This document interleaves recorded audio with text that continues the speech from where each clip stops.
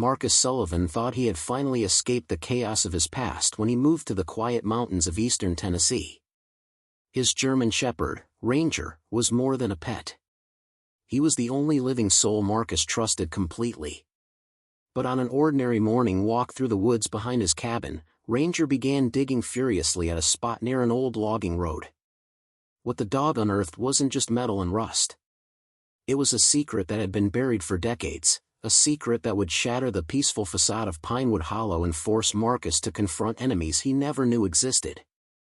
Before we jump back in, tell us where you're tuning in from, and if this story touches you, make sure you're subscribed because tomorrow, I've saved something extra special for you. The mountain air tasted different here.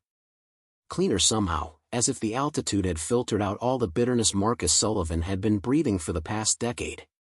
He stood on the wraparound porch of his small cabin, a structure that had seen better days but suited him just fine. The wood was weathered gray, the roof patched in 3 places with mismatched shingles, and the steps creaked with a comforting familiarity every time he climbed them.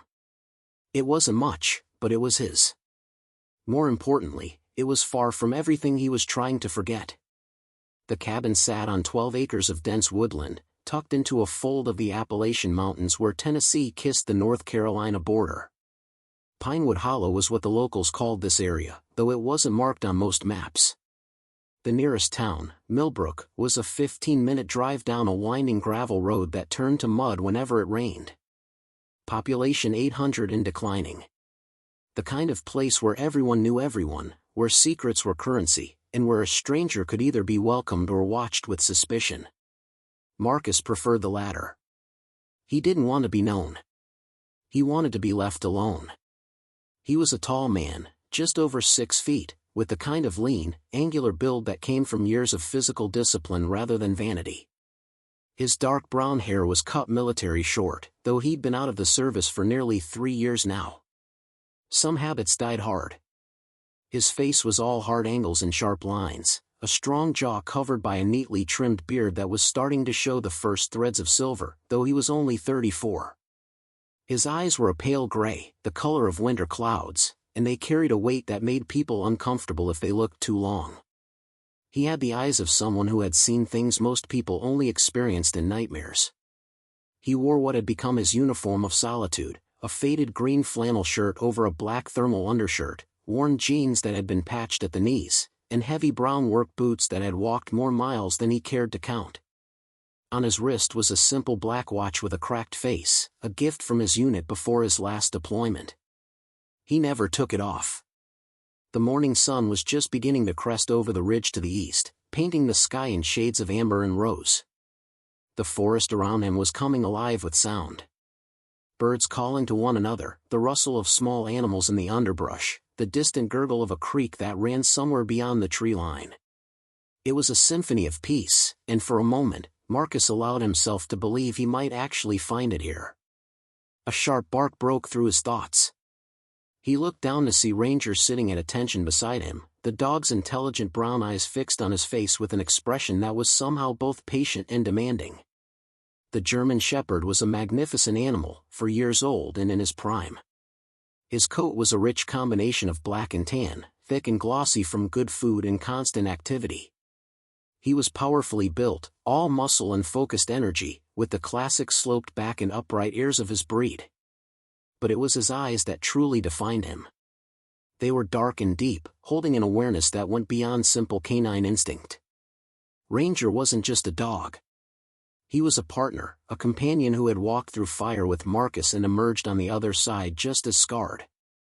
They had met in Afghanistan, in a forward operating base outside Kandahar. Marcus had been a staff sergeant with the 75th Ranger Regiment, leading a small reconnaissance unit through some of the most hostile terrain in the country. Ranger, then just called K9-47 in the military records, had been assigned to their unit as an explosives detection dog. The connection between them had been immediate and profound.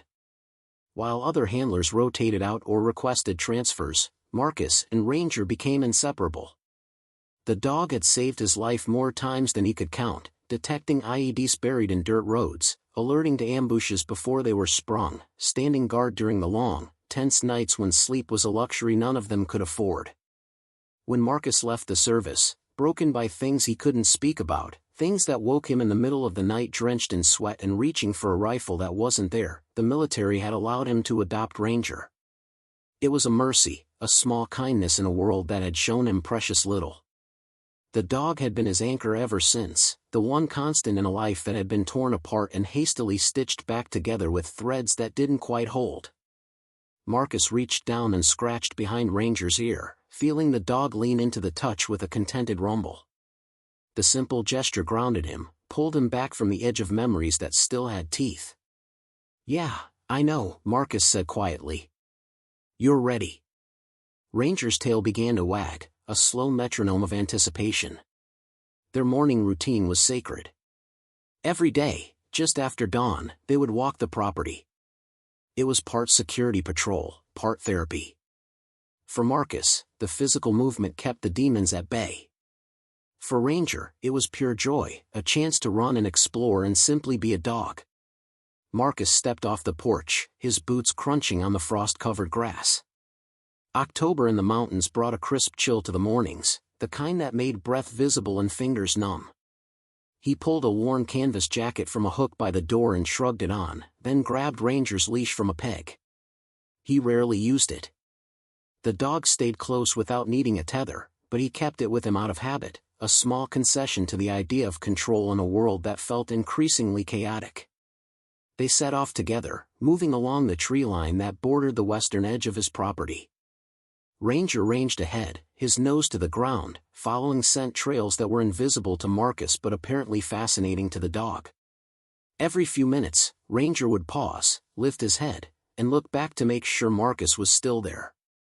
It was a behavior born from their time in the field, a constant check-in that had saved lives when seconds mattered.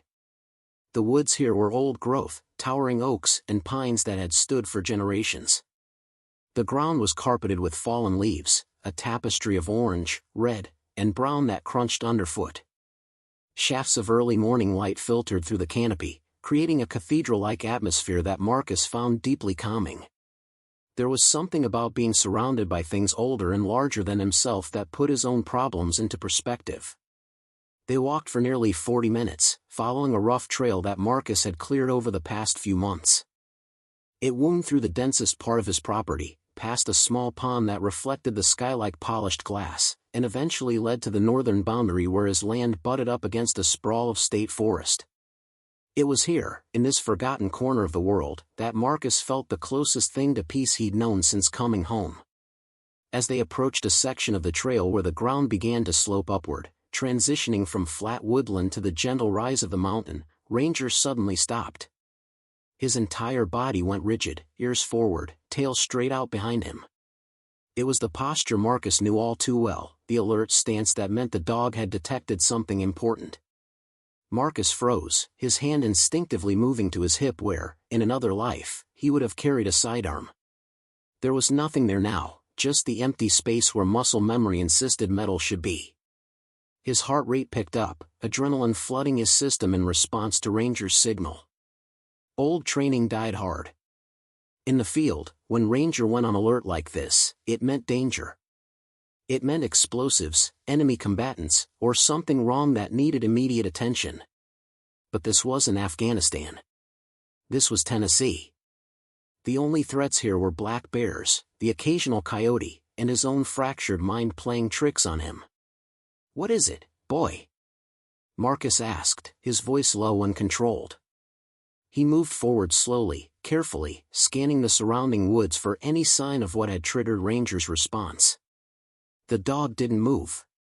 His gaze was locked on a spot about 20 yards ahead, where the trail curved around a massive oak tree whose trunk was easily 6 feet in diameter. The ground there looked different, Marcus realized. While the rest of the forest floor was covered in undisturbed leaves, this particular area seemed flatter somehow, compacted. The leaves lay in a strange pattern, as if they'd been disturbed and then settled back into place. Ranger began to move forward, not with his usual casual gait but with the deliberate, focused steps of a working dog. Marcus followed, his senses heightened, every nerve ending firing with a mixture of curiosity and unease. As they approached the oak tree, Ranger circled the compacted area once, twice, his nose working overtime. Then, without warning, he began to dig. Preparing and narrating this story took us a lot of time, so if you are enjoying it, subscribe to our channel, it means a lot to us. Now back to the story. His powerful front paws tore into the earth with surprising efficiency, sending up sprays of dirt and leaves. The sound was loud in the morning stillness, a frantic scrabbling that seemed almost desperate. Marcus had seen Ranger dig before, usually after squirrels or to bury a particularly prized stick, but this was different. This had purpose. This had urgency. "Ranger, easy," Marcus said, but the dog ignored him completely, something he almost never did. The digging intensified, and now Ranger was using his nose to push aside larger chunks of dirt, his entire front half disappearing into a growing hole. Marcus knelt beside him, his curiosity overriding his caution. He reached out to pull the dog back, intending to see what had captured his attention, but Ranger's paw struck something solid. The sound was unmistakable, metal on metal, a hollow clang that echoed dully in the quiet forest. Both of them froze. Ranger pulled his paw back and looked at Marcus with an expression that seemed to say, "Do you hear that?" Marcus's mind raced. Metal. Buried metal. Out here in the middle of nowhere, on property that had supposedly been abandoned for decades before he bought it. His first thought was old farm equipment, maybe a plow or some rusted tool left behind by whoever had worked this land generations ago. But the sound had been too clean, too resonant. Rusted iron didn't ring like that. He pushed Ranger gently aside and took over the digging himself. His hands plunged into the cool earth, pulling away handfuls of dirt and decomposed leaves. Within minutes, his fingers brushed against something smooth and cold. He cleared more dirt, working faster now, and began to see the outline of what Ranger had found. It was painted. Dark green, military green, though the paint was faded and flaking. He cleared more earth, revealing a flat metal surface about 3 feet wide. His pulse quickened. This wasn't farm equipment. This was something else entirely. He worked for another 10 minutes, sweat beginning to form on his brow despite the cold air. Ranger sat beside him, watching intently, occasionally sniffing at the exposed metal. Gradually, the shape began to emerge. It was rectangular, approximately 4 feet wide and extending back into the earth farther than Marcus could immediately determine. The surface was riveted in places, with reinforced corners that spoke of serious construction. And there, partially obscured by decades of dirt, was a faded logo. It took Marcus a moment to make it out, but when he did, his blood ran cold. It was the seal of the United States Department of the Treasury. Marcus sat back on his heels, his mind struggling to process what he was looking at. Ranger had found an armored truck. Not just any vehicle, but what appeared to be a federal transport, the kind used to move large amounts of cash or valuable materials. And it was buried on his property, hidden beneath decades of forest growth, intentionally concealed and forgotten. Or at least, someone had hoped it would be forgotten.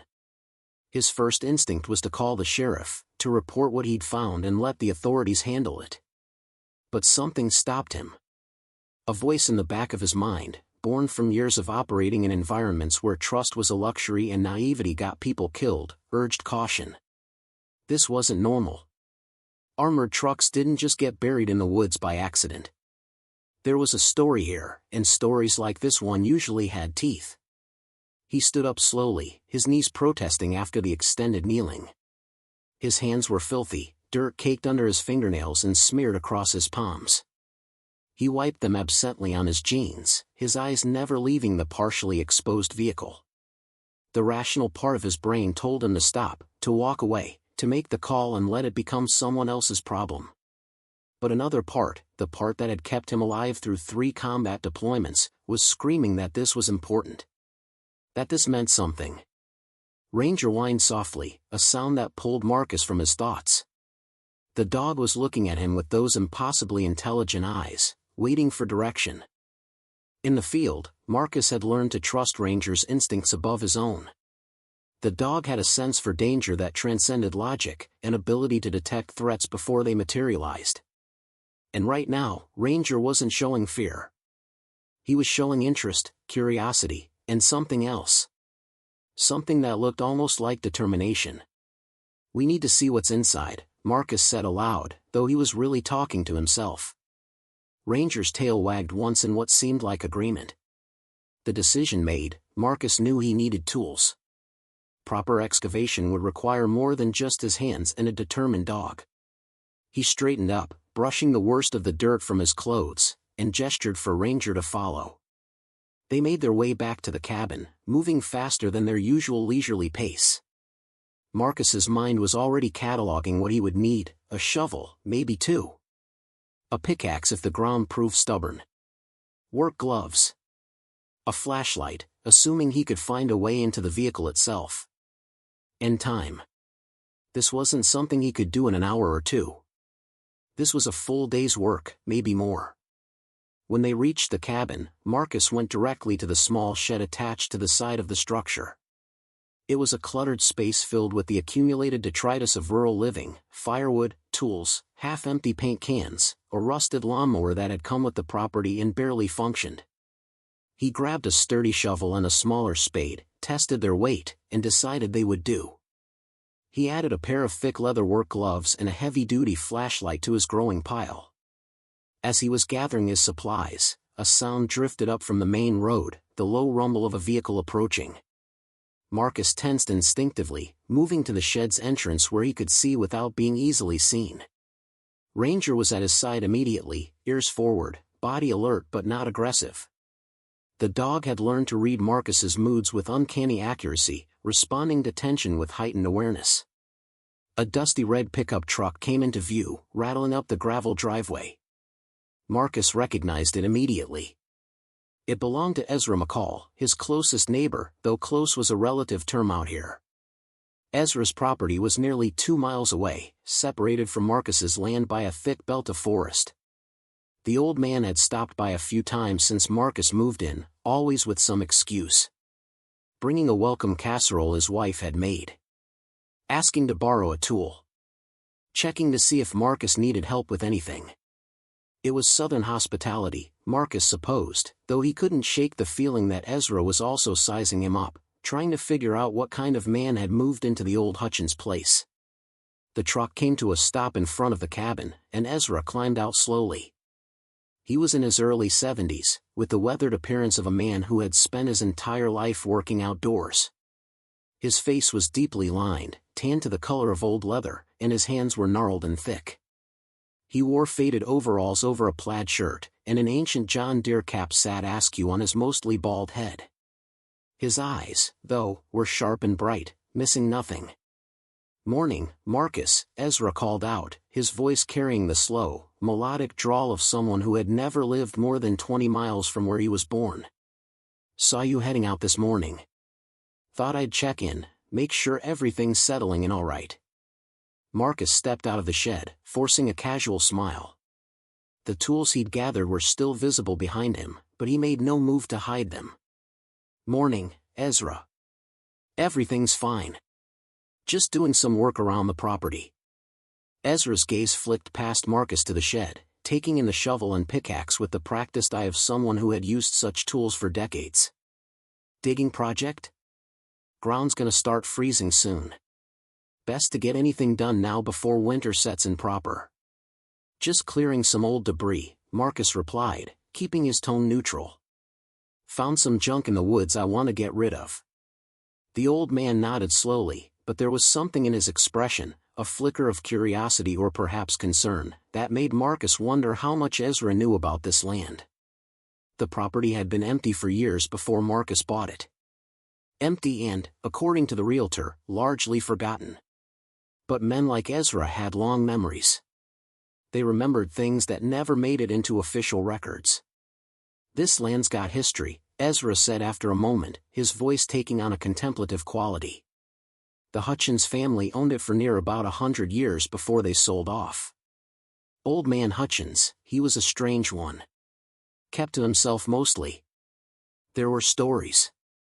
Marcus felt a prickle of interest but kept his expression neutral. "What kind of stories?" Ezra scratched his chin, his eyes distant as if he were looking back through the years. Folks said he was sitting on something valuable. Never proved, mind you, just talk. But he was protective of this land. Wouldn't let anyone on it, not even neighbors who'd known him since childhood. When he died back in '93, the property got tied up in some legal mess.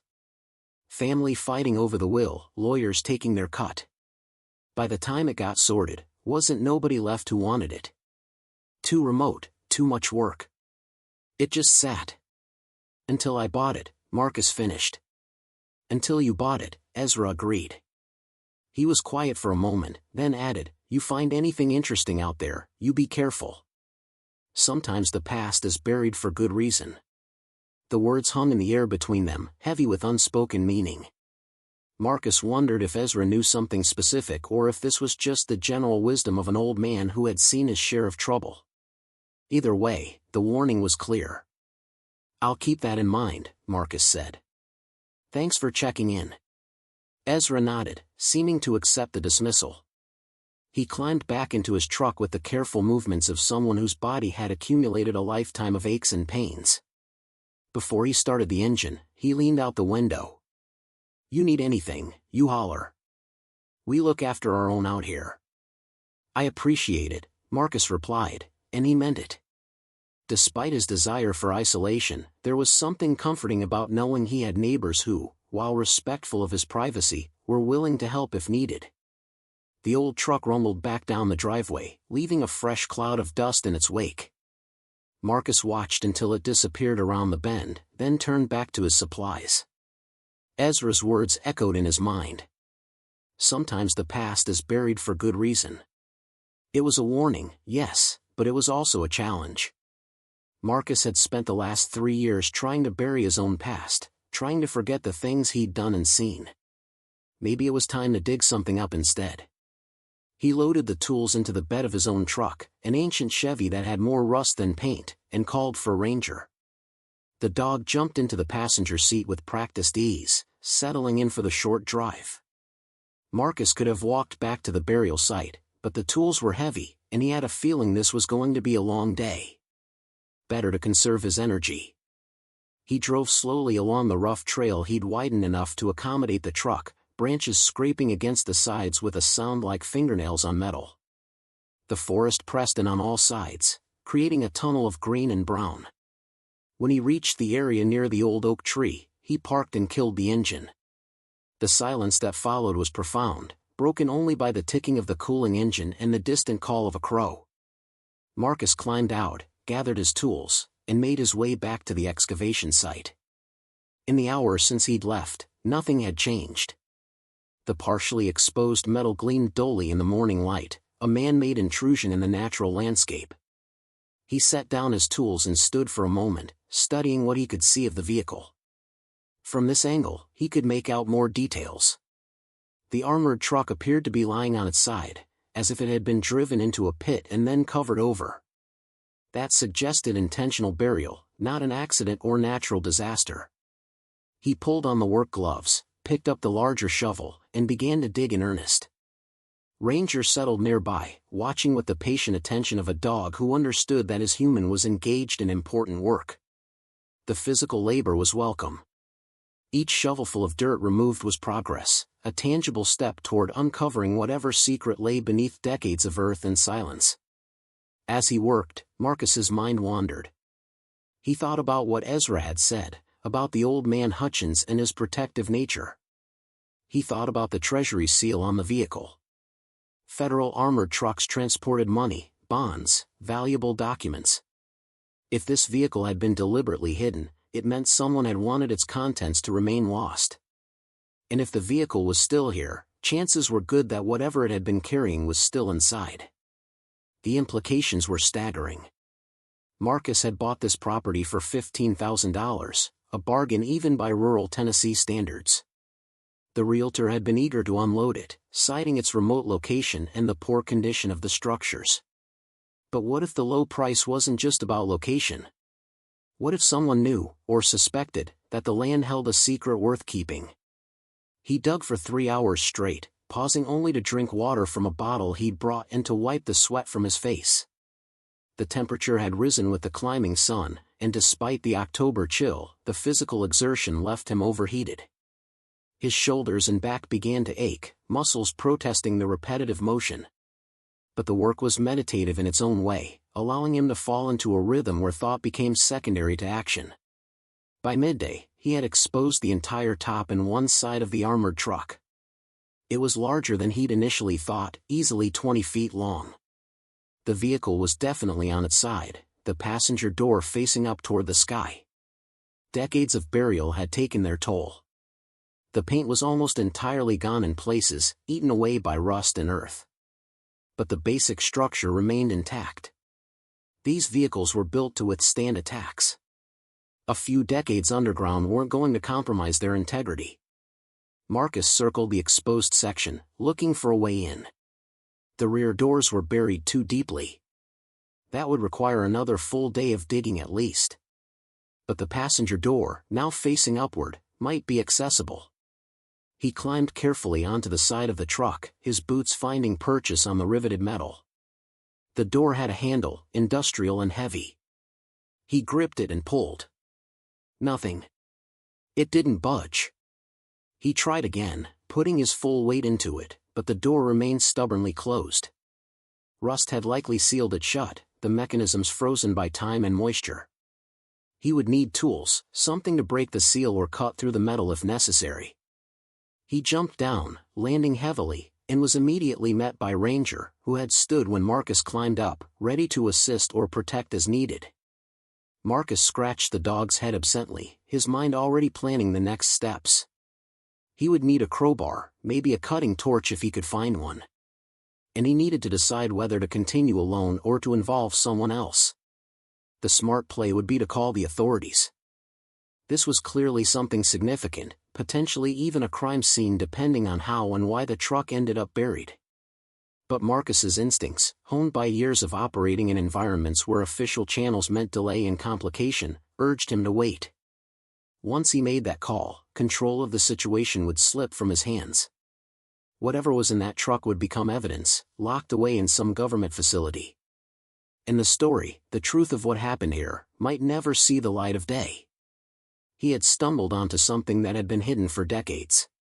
Someone, possibly multiple someones, had gone to enormous effort to bury this vehicle and keep it secret. That level of effort suggested something valuable, something worth protecting. And if there was one thing Marcus had learned in the military, it was that valuable secrets attracted dangerous people. As if summoned by his thoughts, Ranger suddenly tensed. The dog's ears swiveled toward the trail leading back to the cabin, and a low growl began in his chest.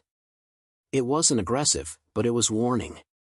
Marcus felt his body respond instinctively, adrenaline sharpening his senses.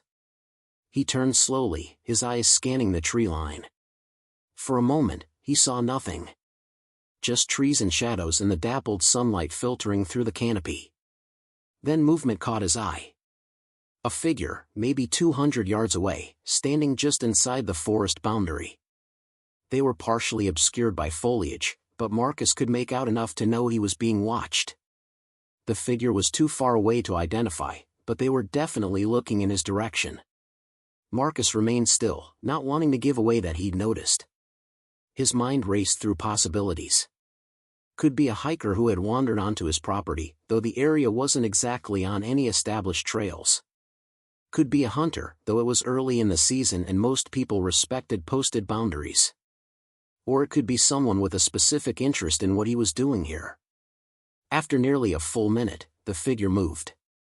They turned and disappeared deeper into the woods, swallowed by the shadows. Marcus waited another 5 minutes, but there was no further sign of them. Ranger's growl had faded to silence, though the dog remained alert, his body language communicating continued weariness. "Come on, boy," Marcus said quietly. "Let's head back."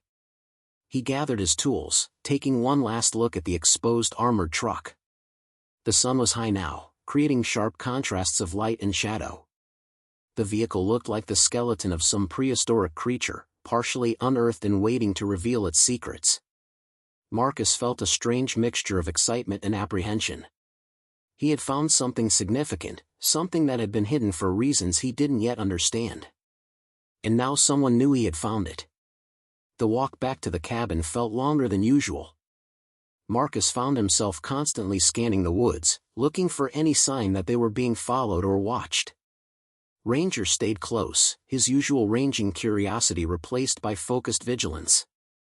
The dog sensed Marcus's tension and responded in kind, becoming a four-legged early warning system. When they finally reached the cabin, Marcus felt a wash of relief, though he knew the feeling was illusory. Walls and a roof didn't provide real security, not against someone who truly wanted to get in. But it was familiar territory, a place where he could control the environment. He brought the tools back to the shed, then went inside with Ranger at his heels. The interior of the cabin was sparse. Marcus hadn't accumulated much in his 3 years out of the service. A couch that had come with the place, sagging but serviceable. A small dining table with 2 mismatched chairs. A kitchen area with appliances that belonged in a museum. 1 bedroom with a bed, a dresser, and little else. No television. No computer. He had a cell phone, a cheap prepaid model he used mostly for emergencies. His life had become deliberately simple, stripped of distractions and complications. He went to the kitchen and poured himself a glass of water from the tap. The water here came from a well on the property, cold and clean with a faint mineral taste. He drank deeply, then refilled the glass and drank again. His body was telling him he'd pushed too hard, that years of accumulated damage and stress had left him less resilient than he used to be. He ignored it. Discomfort was an old companion. Ranger went to his water bowl and lapped noisily, then padded over to his bed, a large cushion in the corner of the living room. But instead of settling down as he usually did after a long walk, the dog remained standing, his attention fixed on the front door. Marcus noticed and felt his unease deepen. "What is it?" he asked, though he didn't expect an answer. Ranger's ears twitched, and his tail, normally a reliable indicator of mood, hung low and still. Marcus moved to the front window, staying to the side so he wouldn't be visible from outside. He looked out at his property, at the driveway and the tree line beyond. Nothing moved.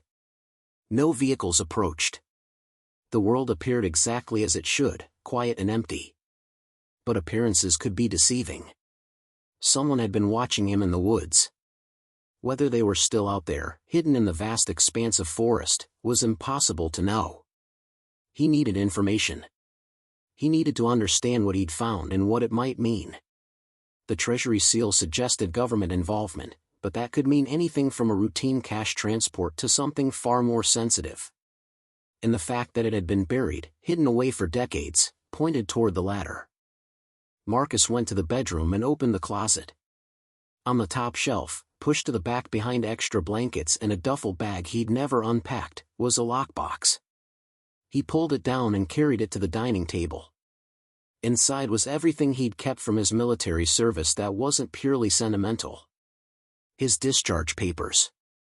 Medical records that detailed injuries both physical and psychological. And his laptop, an old but functional machine he'd bought when he first got out, intending to use it for job hunting and practical matters. He'd barely touched it since. He powered it on and waited for it to boot up. The internet connection here was spotty at best, a weak signal from a cellular hotspot that cost more than he liked to spend each month. But right now, he needed it. Once the laptop was running, he opened a browser and began to search. His first query was simple: armored truck Tennessee missing. The results were mostly recent news stories about thefts or accidents, nothing historical. He refined his search, adding date ranges and keywords: armored truck disappearance 1970s-1980s Tennessee. Still nothing relevant. He tried variations: federal transport missing, Treasury vehicle robbery, unsolved armored car cases. After an hour of searching, he had found exactly one story that caught his attention. It was a brief article from a digitized newspaper archive, dated November 1982. The headline read, "Federal transport goes missing en route to Knoxville." The article was sparse on details, noting only that a Department of Treasury vehicle carrying an undisclosed cargo had failed to arrive at its destination. The 2 guards assigned to the transport were reported missing. An investigation was ongoing. That was it. No follow-up articles. No resolution mentioned in any subsequent searches. Marcus sat back, staring at the screen. November 1982. That was over 40 years ago. If the truck he'd found was the same one, and the timeline seemed to fit, then it had been missing for 4 decades. The 2 guards had never been found. The cargo, whatever it was, had never been recovered. Until now.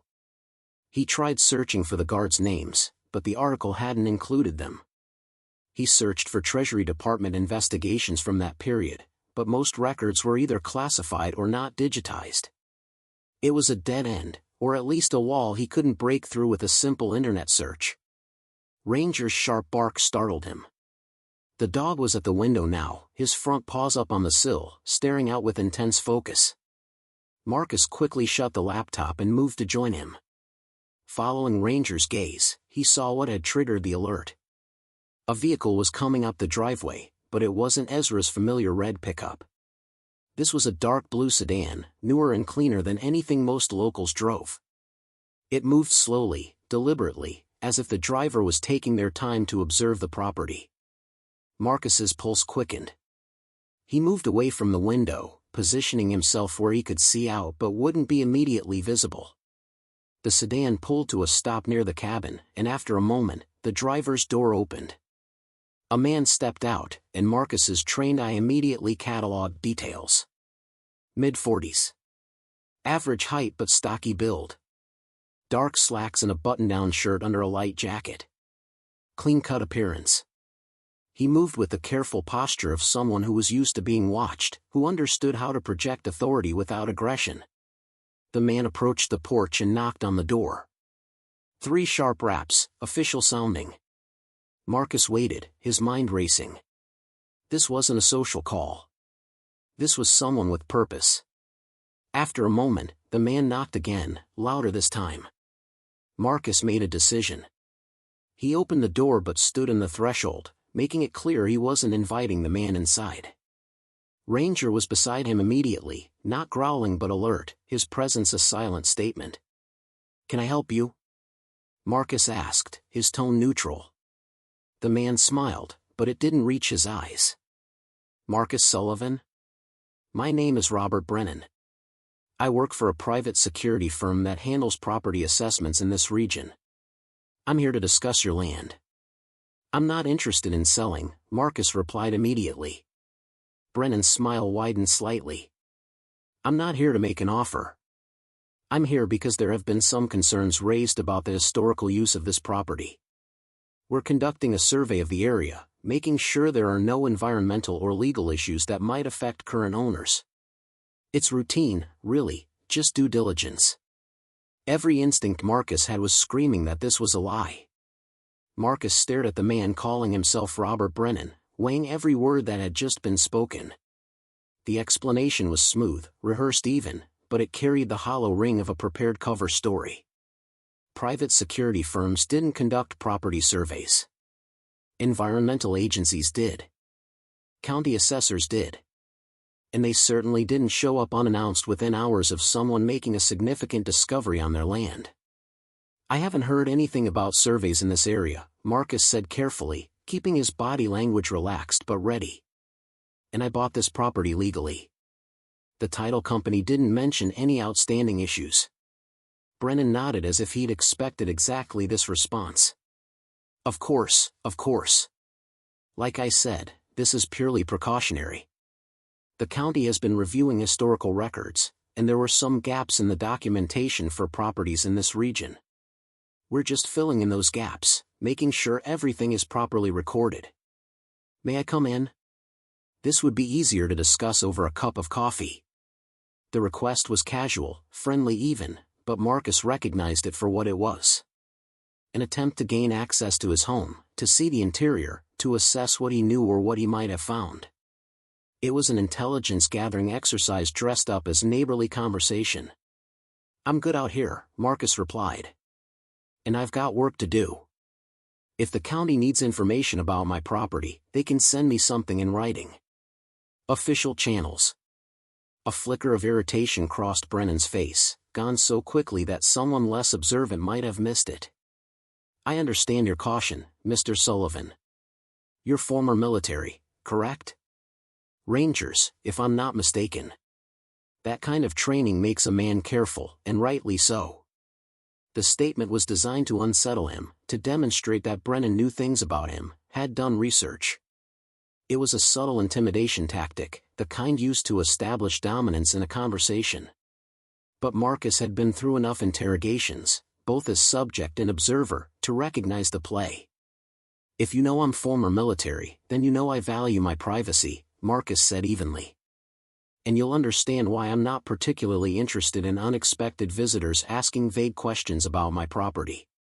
Brennan's smile remained fixed, but his eyes had gone cold. Of course. I apologize for the intrusion.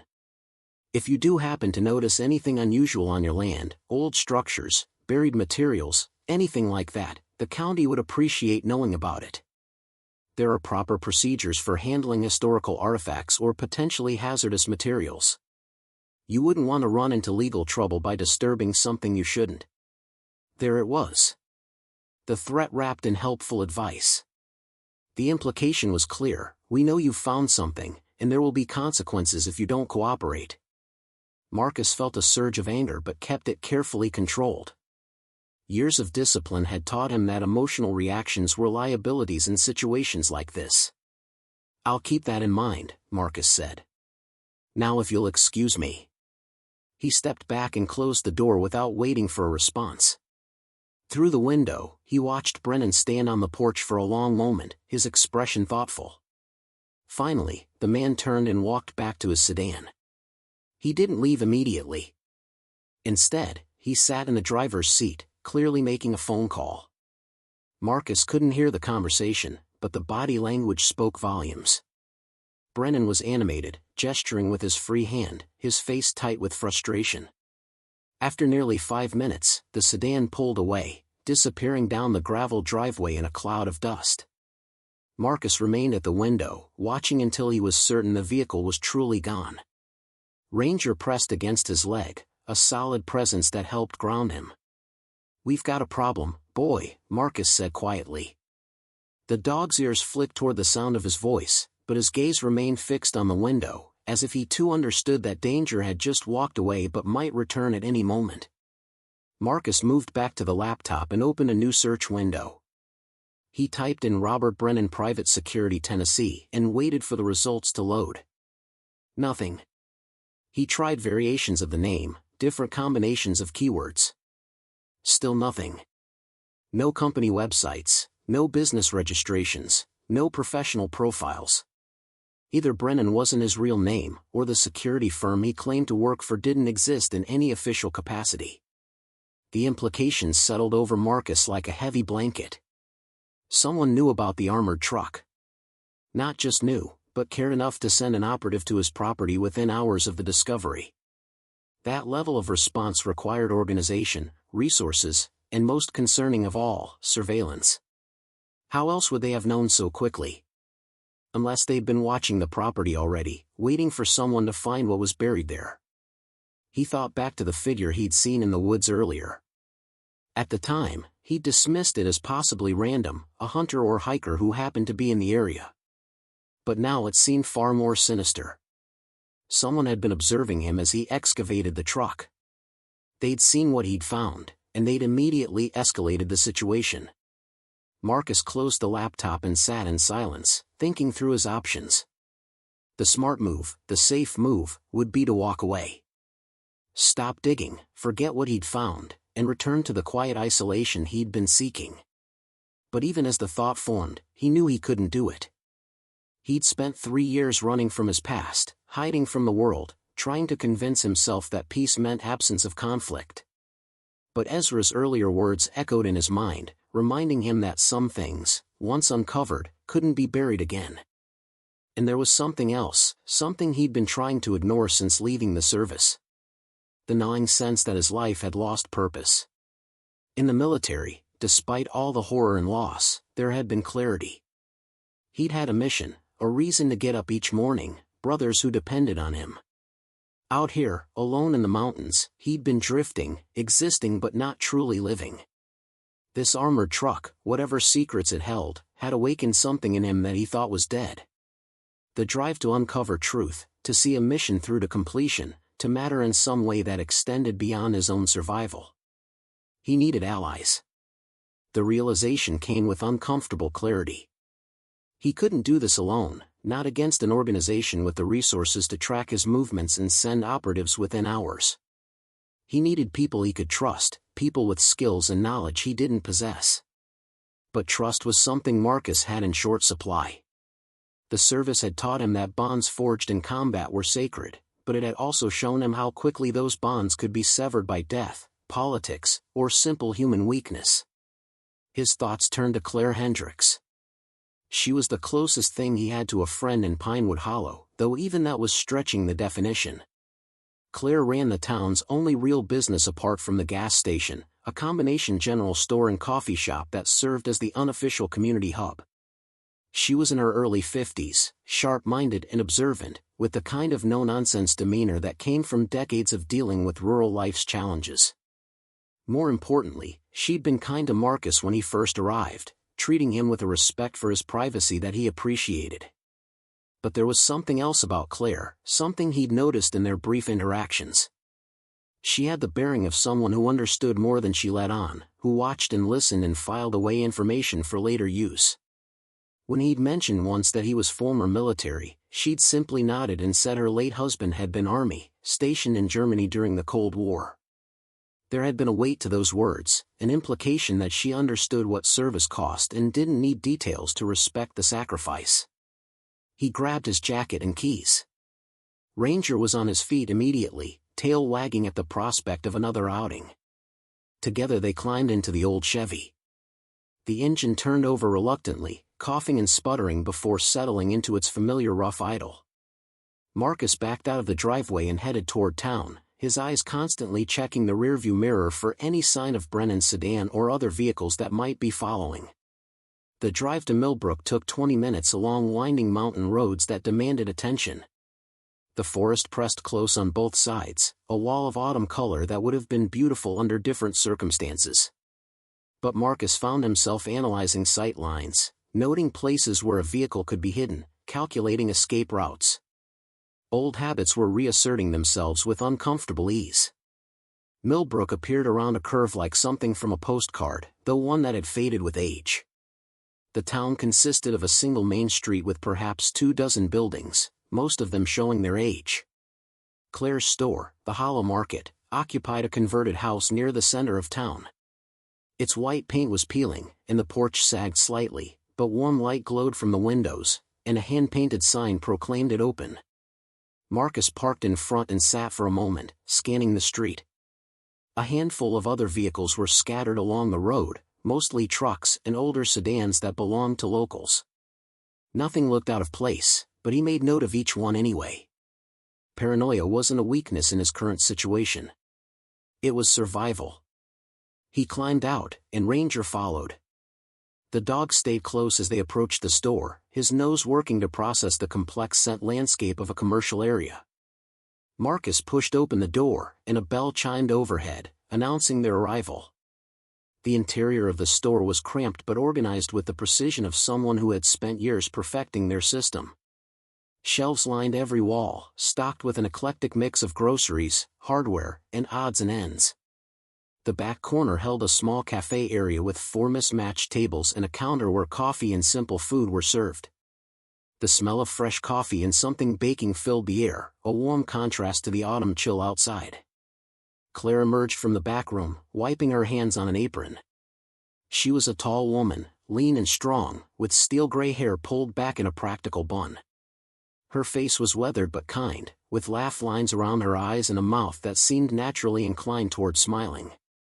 Today, however, her expression was serious as she took in Marcus's appearance. "You look like you've had a day," she observed, her voice carrying the musical lilt of the mountains. "Coffee?" "Please," Marcus replied. He moved to one of the tables, choosing the one in the back corner that offered a clear view of both the front door and the window. Ranger settled at his feet, content to rest after the drive. Claire brought 2 mugs of coffee and sat across from him without asking. It was a presumption, but one Marcus found he didn't mind. She had a way of making people feel heard without demanding they speak, a rare quality in his experience. I had a visitor today, Marcus began, deciding that directness was the best approach with her. Man named Robert Brennan, said he was from a private security firm conducting property surveys. It was a lie.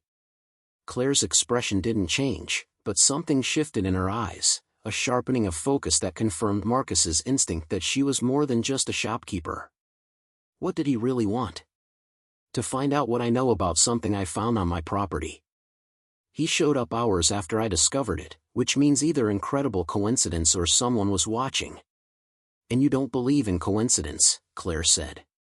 It wasn't a question. Not that kind. She took a sip of her coffee, her gaze distant. When she spoke again, her voice was lower, meant only for Marcus despite the empty store. This town has a long memory, Marcus. Longer than most places because people here don't leave. They're born, they live, they die, all within 20 miles of where their grandparents did the same. And because they stay, they remember stories that outsiders would never hear. What kind of stories? Marcus asked. Claire was quiet for a moment, as if deciding how much to reveal. Finally, she leaned forward, her voice barely above a whisper. Back in the early 80s, there was an incident. Something happened in these mountains that people talked about for years, though never in specifics. Federal agents came through, asking questions, interviewing locals. They were looking for something that had gone missing. Some said it was money, millions of dollars in cash. Others claimed it was documents, government secrets that couldn't be allowed to surface. A few people, the ones who claimed to know more than they should, said it was both. Marcus felt a chill run down his spine. What happened to those people? The ones who knew more than they should. Some moved away suddenly. Others got quiet, stopped talking about it entirely. One man, Tom Bradshaw, he was a logger who worked these woods all his life. He told his wife one night that he'd seen something he shouldn't have. The next morning, he went out to work and never came home. They found his truck abandoned near the old timber road, engine running, door open. No sign of him. Search parties covered hundreds of acres. They never found a body. When did this happen? Marcus asked, though he suspected he knew the answer. November of '82, Claire confirmed. Right around the time of whatever the federal agents were looking for. The pieces were starting to come together, forming a picture that was both clearer and more disturbing than Marcus had anticipated. An armored truck goes missing in November 1982. Federal agents search the area but apparently find nothing. A local man sees something and disappears. And 40 years later, the truck is still here, still buried, and someone is still willing to send operatives to protect whatever secret it holds. Why are you telling me this? Marcus asked. Claire met his eyes directly. Because you're going to dig deeper, and I can see that. Men like you don't walk away from questions that need answering. And because if there's one thing I learned from my husband's time in the service, it's that secrets buried under federal authority are the most dangerous kind. People who keep those secrets will do whatever it takes to maintain them. Your husband saw something like this? Different circumstances, same pattern. He was stationed in Germany, assigned to guard a facility that officially didn't exist. When he got out, he was offered money, a lot of it, to sign additional non-disclosure agreements and never speak about what he'd seen. He took the money. We bought a house. And he spent the rest of his life looking over his shoulder, wondering if someone would decide his silence wasn't guaranteed enough. Marcus absorbed this, understanding the weight of what she was sharing. Claire wasn't just being helpful. She was warning him that the path he was considering led to a place where trust was a luxury and paranoia was justified. I found an armored truck, Marcus said, deciding she'd earned the truth. Buried on my property, Department of Treasury markings. It's been there for decades, deliberately hidden.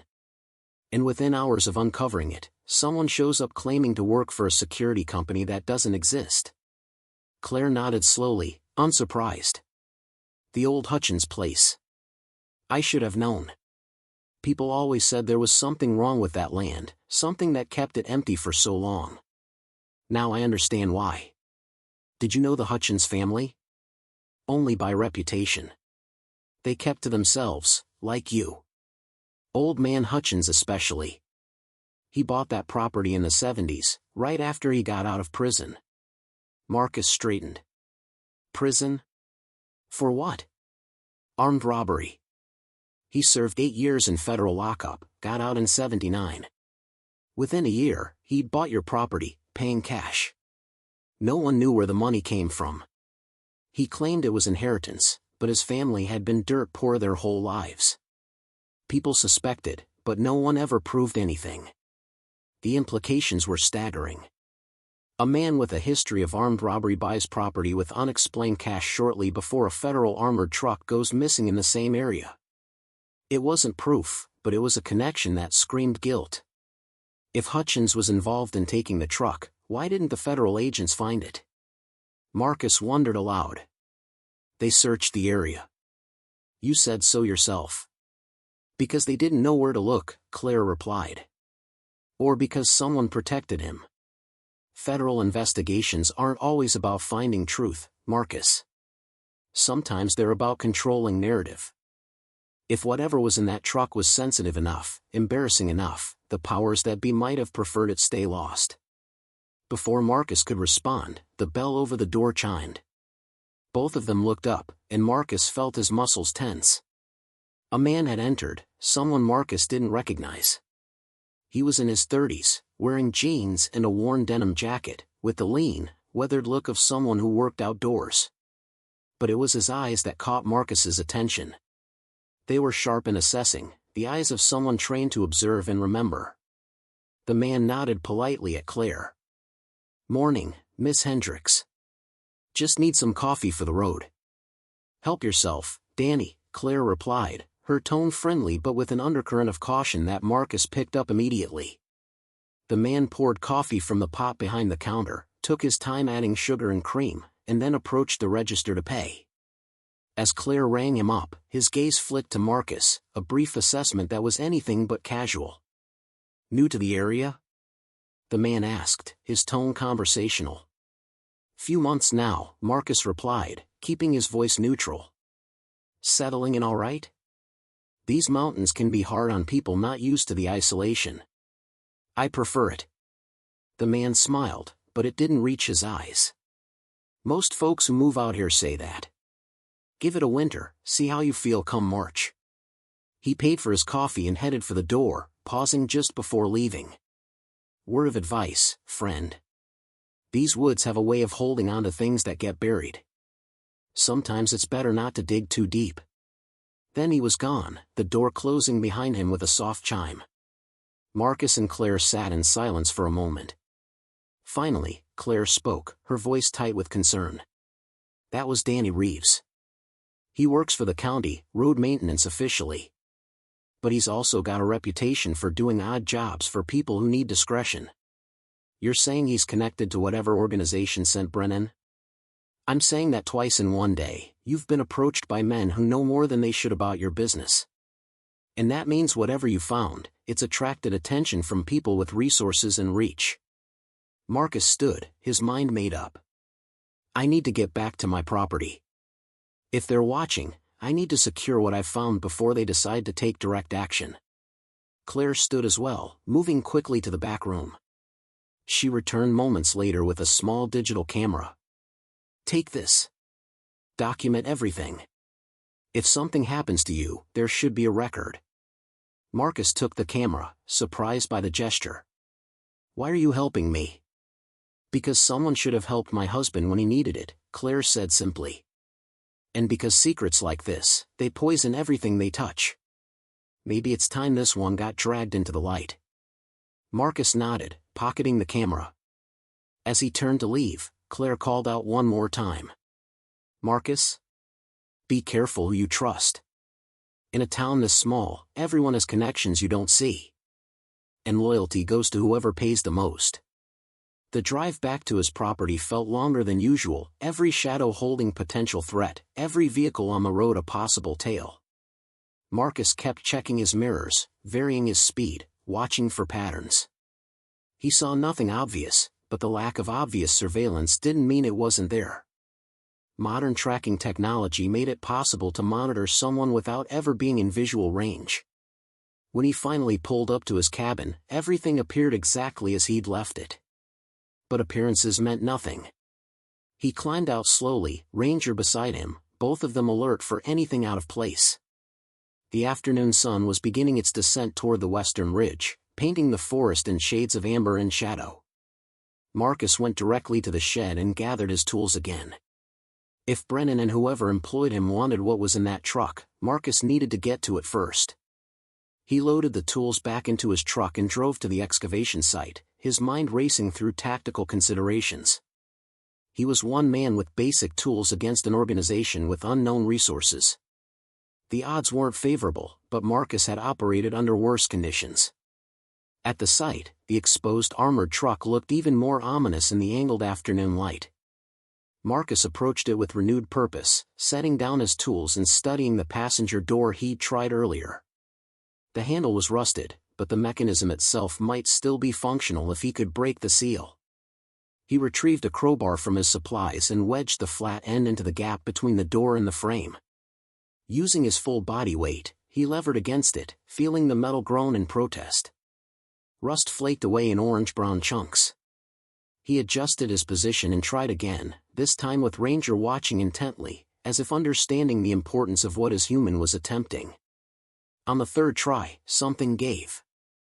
There was a metallic screech, and suddenly the door shifted fractionally. Marcus repositioned the crowbar and pulled again. The door moved another inch, then another. He could see into the gap now, glimpsed darkness beyond. One more hard pull, and the door swung open with a shriek of tortured metal, revealing the dark interior of the armored truck. The smell hit him first. Musty, damp earth mixed with something chemical and old. Marcus pulled out his flashlight and shone it into the opening. The beam cut through the darkness, revealing the truck's interior. It was lying on its side, so what should have been a wall was now the floor. And scattered across that makeshift floor were metal cases, dozens of them, stacked and secured with straps that had long since rotted away. Marcus's heart pounded as he carefully lowered himself into the truck. The space was cramped, and he had to move cautiously to avoid disturbing anything. His flashlight played across the cases, illuminating stenciled numbers and codes that meant nothing to him. He grabbed the nearest case and tried to lift it. Heavy. Whatever was inside had significant weight. He found the latches and carefully opened the case. Inside, nestled in protective foam, were bundles of currency. Used bills, various denominations, all wrapped in deteriorating bank bands. Marcus's breath caught. This wasn't just money. This was a fortune. He quickly estimated the contents of the single case at somewhere around $200,000, possibly more. And there were at least 30 similar cases visible in the truck. He was looking at millions of dollars in cash, abandoned in a buried vehicle for over 40 years. The implications were staggering. This hadn't been a simple robbery. This had been a carefully planned heist of a federal transport, executed with precision and hidden with such skill that decades of searching had failed to locate it. But if the money was still here, where were the people who had stolen it? Where was Hutchins, who Claire had suggested was involved? Why had no one ever retrieved this fortune? Marcus backed out of the truck carefully, his mind reeling. He had to document this, had to create a record before anything could be moved or disappeared. He pulled out the camera Claire had given him and began taking photographs. The exterior of the truck from multiple angles. The treasury seal. The open door and the visible cases inside. He even climbed back in and photographed the individual cases, the serial numbers, anything that might be useful later. As he worked, Ranger suddenly barked. It was sharp and urgent, the alert bark that meant immediate threat. Marcus's head snapped up, and his hand instinctively reached for the sidearm he no longer carried. He scrambled out of the truck and looked in the direction of Ranger's focus. 4 men were emerging from the tree line, spreading out in a tactical formation that immediately identified them as trained professionals. They wore civilian clothes, jeans and dark jackets, but moved with the coordinated precision of a military or law enforcement unit. And each of them carried a visible firearm, holstered but within easy reach. Marcus's mind went into combat mode, assessing threats and calculating options. 4 against 1. Unknown training level but clearly competent. Armed and willing to use those weapons based on their body language. His position was exposed, no cover nearby except the partially buried truck itself. Ranger was beside him, tense and ready to attack on command, but Marcus knew he couldn't ask the dog to charge armed men. That was suicide. The men stopped about 20 yards away, maintaining their formation. One of them, a man in his 40s with close-cropped hair and the solid build of former military, stepped forward slightly. His hand rested casually on his hip, inches from his weapon. "Mr. Sullivan," the man called out, his voice calm and professional. "My name is Colonel Ashford, retired. I'm here on behalf of interested parties who would prefer this situation be resolved quietly and without complication." "I'm not interested in your offers," Marcus replied, his voice steady despite the adrenaline flooding his system. Ashford smiled, but there was no warmth in it. "I think you misunderstand. This isn't a negotiation. What you found doesn't belong to you. It belongs to people who have been protecting this secret for a very long time. Your involvement ends today, one way or another." "You're threatening me on my own property," Marcus said. "That's a good way to end up explaining yourselves to the county sheriff." One of the other men laughed, a harsh sound without humor. Ashford's expression didn't change. "The sheriff won't be a problem. I think you know that. You're a smart man, Mr. Sullivan. Former ranger, decorated service record, honorable discharge after 3 tours. You understand how the world works. Sometimes laws are less important than interests. This is one of those times." Marcus felt cold certainty settle over him. These men weren't here to negotiate or threaten. They were here to eliminate a problem. Him. The only question was whether they'd try to make it look like an accident or simply make him disappear like the logger Claire had mentioned. But Marcus hadn't survived 3 tours in hostile territory by giving up when outnumbered. His eyes flicked to his truck, calculating distances. The keys were in the ignition. If he could reach it, if he could get mobile, he might be able to outrun them long enough to reach town, to reach witnesses. Ashford seemed to read his thoughts. "Don't. You won't make it 5 steps. And your dog will die first, just to make a point. Is that really how you want this to end?" The threat against Ranger ignited something in Marcus, a protective fury that burned away fear. This dog had saved his life, had been his only companion through the darkest period of his existence. The idea of these men hurting him was intolerable. "What do you want?" Marcus asked, stalling for time, his mind racing through scenarios. "For you to walk away," Ashford replied. "Tonight, you pack your things and leave. You sell the property to a buyer we'll provide, sign the papers, and disappear. In exchange, you get to live. You get to start over somewhere else. It's a generous offer considering the alternative. And if I refuse? Then we bury you next to the truck. 2 missing guards, 1 nosy veteran. The earth keeps secrets well, as you've discovered." Ashford's tone remained conversational, as if he were discussing something as mundane as the weather. Marcus looked at the 4 men, at their confident postures and ready weapons. He looked at Ranger, whose entire body vibrated with barely contained aggression. And he looked at the exposed armored truck, at the fortune and forgotten money and the decades-old crime it represented. He thought about the choices that had brought him to this moment. The decision to leave the service, to buy this isolated property, to dig when Ranger found something wrong. Each choice had seemed small at the time, but they'd led him here, to a precipice where his next decision would determine whether he lived or died. His hand moved slowly to his pocket, and immediately all 4 men tensed, hands moving toward their weapons. Marcus kept his movements deliberate and slow, pulling out his cell phone. "I'm going to make a call," he said calmly. "Before you decide to do anything permanent, you should know that several people already know what I found. And I've documented everything. Photos, notes, coordinates. If I disappear, if anything happens to me, all of that goes to every federal agency and news organization I can think of. Your secret doesn't stay secret. It was a bluff. The camera was in his pocket, the photos unshared. But his voice carried conviction, and he saw uncertainty flicker across Ashford's face. You're lying, one of the other men said, but he sounded less certain than his words suggested. Marcus held up the phone. Want to bet your freedom on it? Because that's what you'll be risking. Murder of a federal witness, obstruction of justice, theft of government property. The money in that truck might be old, but the crimes are still prosecutable. And with bodies, with evidence, there's no statute of limitations. The standoff stretched, tension thick enough to choke on. Ranger growled low, sensing the danger. The four men looked at each other, some silent communication passing between them. Finally, Ashford spoke again, his voice harder now, the professional courtesy gone. You've made a mistake, Sullivan. A serious one. We're walking away now, giving you time to reconsider. But understand this, you're not dealing with some local criminals. You're dealing with people who have access to resources you can't imagine. We can make you disappear in ways that leave no trace, no evidence, nothing for anyone to find. Think very carefully about your next move. With that, the four men began to back away, maintaining their formation and keeping their eyes on Marcus until they melted back into the tree line and disappeared.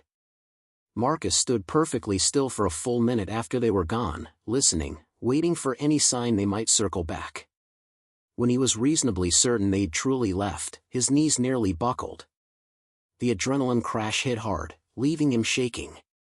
He'd faced down armed enemies before, but always with a weapon of his own, always with backup, always within a command structure that provided support. Here, he'd been utterly alone except for Ranger, and only a desperate bluff had saved them both. He needed to move fast. Ashford had given him time to reconsider, but that was another manipulation. They'd be back, probably with more men, and next time they wouldn't offer choices. Marcus grabbed the camera and his tools, threw them in the truck, and whistled for Ranger. The dog jumped into the passenger seat, and Marcus climbed behind the wheel, starting the engine with hands that still trembled slightly. As he drove away from the excavation site, his mind was already working through his options. He couldn't go to the local sheriff. Ashford's confidence about that made it clear the law enforcement here was compromised. He couldn't simply run. These people, whoever they were, had proven they could track him, could reach him anywhere. And he couldn't fight them alone. He needed help. Real help. Someone with authority and resources that matched or exceeded what Ashford's organization could bring to bear. And he needed it before nightfall, because he had no illusions about what would happen once darkness provided cover for whatever they had planned next. His phone sat on the console beside him, a lifeline to the outside world. He thought about his former commanding officer, Colonel Mitchell, who had told Marcus to reach out if he ever needed anything. He thought about his old unit, the men he'd served with who would drop everything to help a brother in need. But involving them meant putting them in danger, and Marcus had seen enough good men die. He wouldn't add more names to that list if he could avoid it. There was one other option, one he'd been avoiding since leaving the service. The FBI maintained a tip line for reporting federal crimes. An armored truck full of stolen money, missing for 40 years, certainly qualified. But federal agencies moved slowly, through layers of bureaucracy and verification. He needed immediate protection, immediate action. And he needed someone who wouldn't be intimidated or bought off by whoever was behind Ashford and his team. As he pulled up to his cabin, the sun was touching the western ridge, painting the sky in brilliant oranges and deep purples. Beautiful and dangerous, like so many things in life. Marcus sat in the truck for a moment, gathering his thoughts. Then he picked up his phone and made a decision that would change everything. He dialed 911. The dispatcher's voice crackled through the phone, professional and measured, asking Marcus to state his emergency.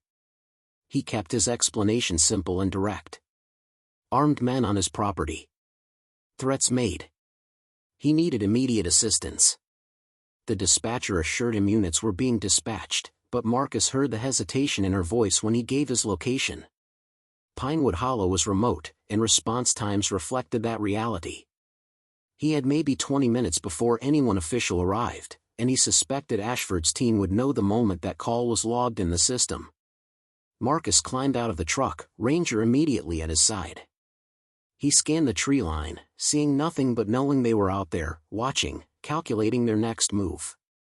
20 minutes was an eternity in tactical time. Enough for a trained team to neutralize a target and disappear without a trace. He needed to create obstacles, buy himself time, and most importantly, ensure that what he'd discovered couldn't simply vanish if he did.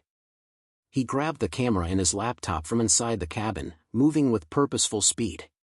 His hands worked quickly, connecting the camera to the computer and uploading every photograph he'd taken. The images loaded slowly, the weak internet connection struggling with the file sizes. Marcus forced himself to breathe steadily, to remain calm despite the urgency screaming through his nervous system. Each photo that successfully uploaded was a small victory, evidence preserved beyond their reach. While the files transferred, he composed an email.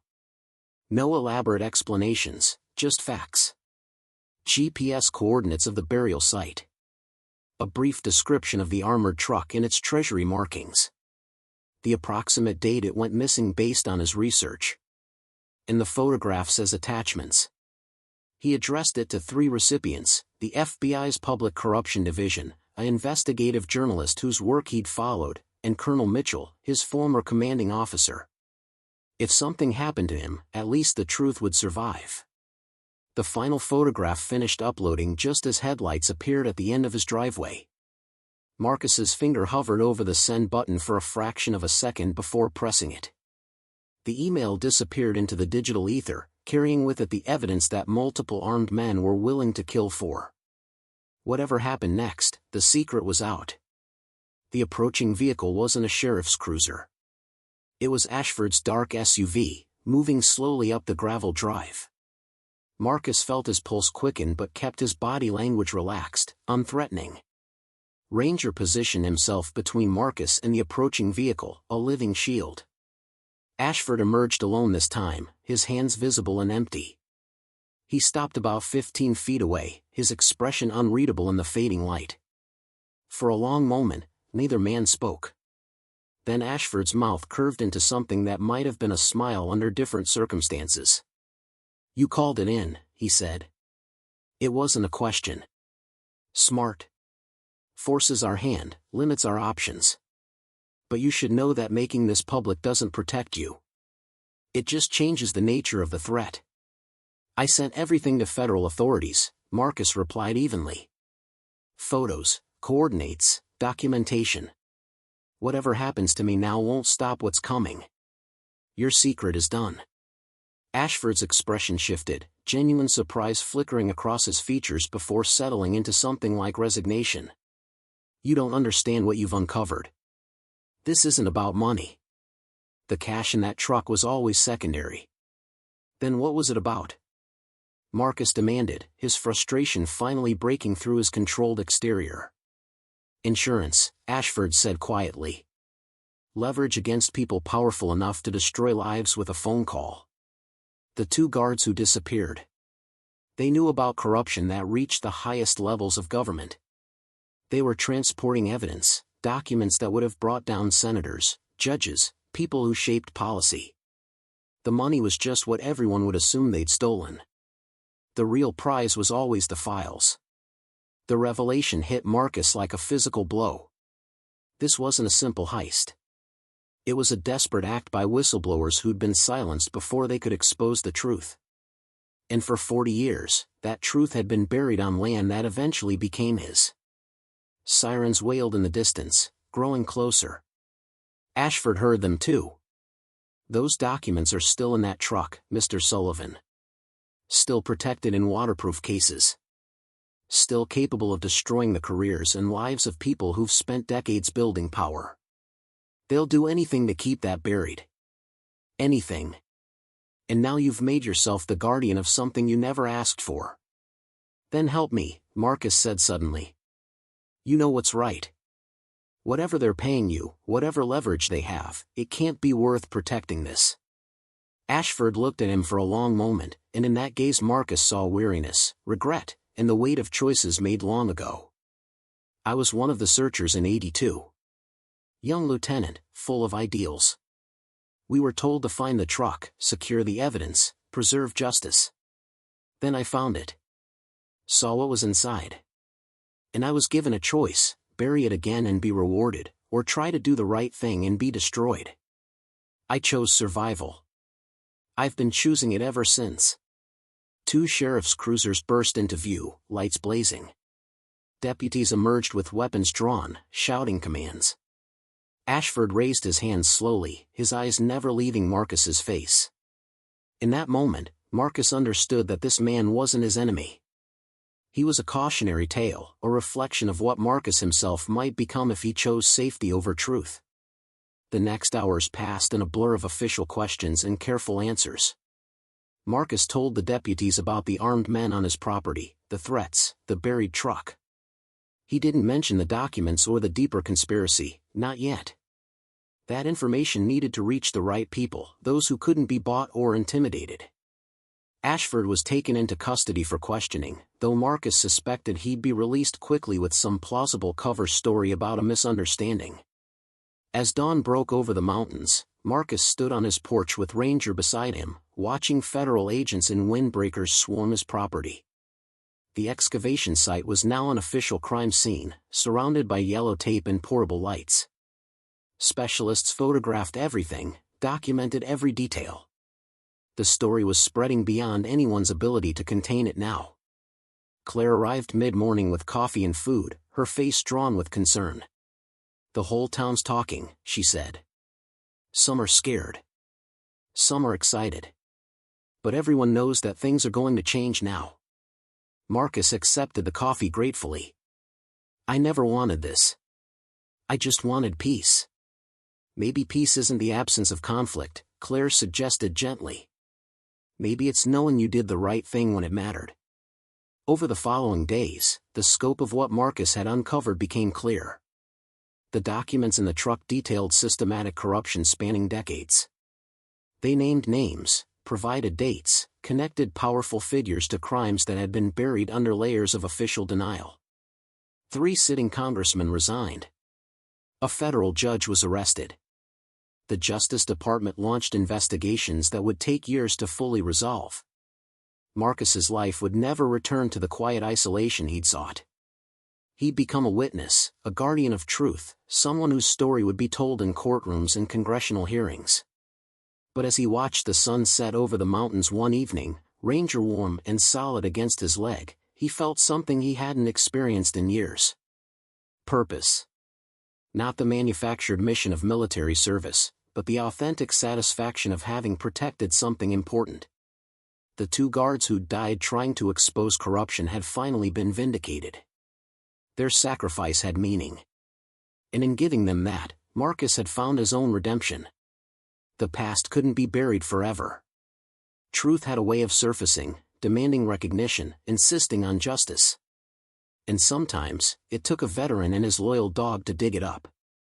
Marcus had come to these mountains seeking an escape from his memories, from the weight of war and loss. Instead, he'd found a different kind of battle, one fought not with weapons but with courage and conviction. As darkness settled over Pinewood Hollow, Marcus went inside his cabin. Tomorrow would bring more questions, more testimony, more complications. But tonight, he would sleep soundly for the first time in years, knowing that when faced with a choice between silence and truth, he'd chosen the harder path. The right path. And that made all the difference. Up next, you've got 2 more standout stories right on your screen. If this one hit the mark, you won't want to pass these up. Just click and check them out.